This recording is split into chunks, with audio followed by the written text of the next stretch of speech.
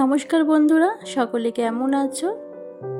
মামের পথ চলা চ্যানেলে সকলকে স্বাগত।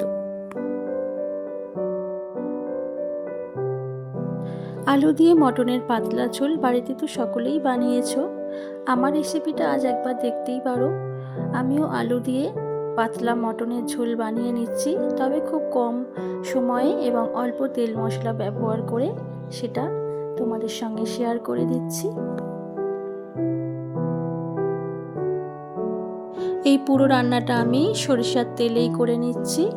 তো এর জন্য আমি ওভেনে কড়াই বসিয়ে দিয়েছি, এর মধ্যে বেশ খানিকটা সরষের তেল দিয়েছি এবং খোসা ছাড়িয়ে পরিষ্কার করে কেটে রাখা আলুর টুকরো দিয়ে দিলাম।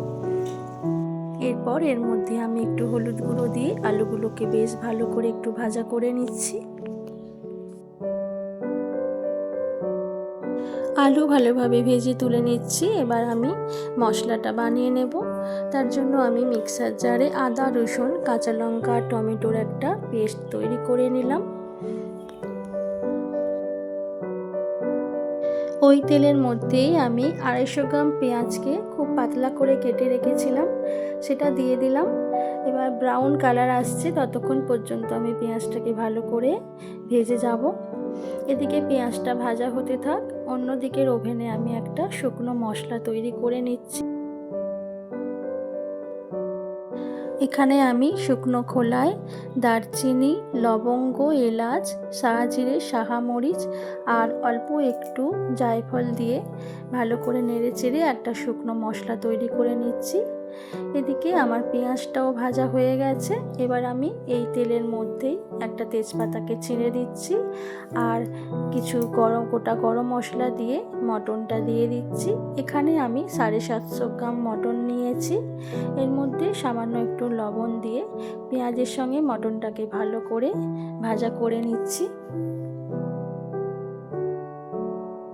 মটনটা এইভাবে ভাজা করে নিলে মটনের যে একটা গন্ধ থাকে সেটা আর থাকে না, তাই আমি এইভাবে ভাজা করে নিচ্ছি। এবার এর সঙ্গে আমি সামান্য একটু হলুদ গুঁড়ো আর 2 চামচ কাশ্মীরি লঙ্কা গুঁড়ো দিয়ে আরও 2-1 বার ভালো করে ভাজা করে নিচ্ছি। আমি এখানে আর কোনো তেল ব্যবহার করব না, এই তেলেই রান্নাটা হয়ে যাবে। মটন থেকে এমনিতেই তেল ছাড়ে। এরপর আমি বেটে রাখা মশলাটা এর মধ্যে দিয়ে দিচ্ছি, দিয়ে ভালো করে ঢাকা দিয়ে দিয়ে আমি মটনটাকে কষিয়ে নেব।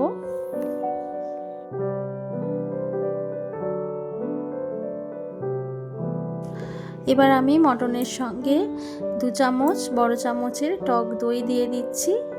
এই টক দই দিয়েও ভালো করে আরও কিছুক্ষণ কষিয়ে নেব। ঢাকা দিয়ে দিয়ে মটনটা আমি এইভাবে কষিয়ে যাব।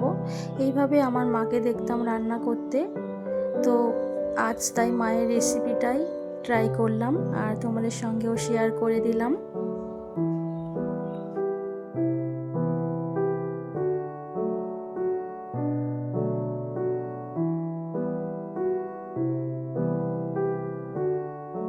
মিডিয়াম আছে 15 থেকে 20 মিনিট সময় ধরে আমি ঢাকা দিয়ে দিয়ে মাংসটাকে কষিয়ে নিয়েছি। এই তো মাংস থেকে তেল ছেড়ে গেছে। এবার আমি স্বাদ মতো লবণ আর যে ভাজা গুঁড়ো মশলাটা তৈরি করে রেখেছিলাম সেটাও এর সঙ্গে দিয়ে দিচ্ছি।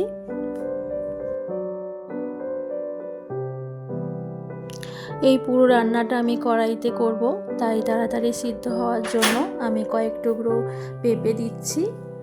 এবার এর সঙ্গে আমি ভেজে রাখা আলুর টুকরো আর ঈষদ উষ্ণ গরম জল দিয়ে ঢাকা দিয়ে মাংসটা আধা ঘন্টার জন্য হতে দিচ্ছি।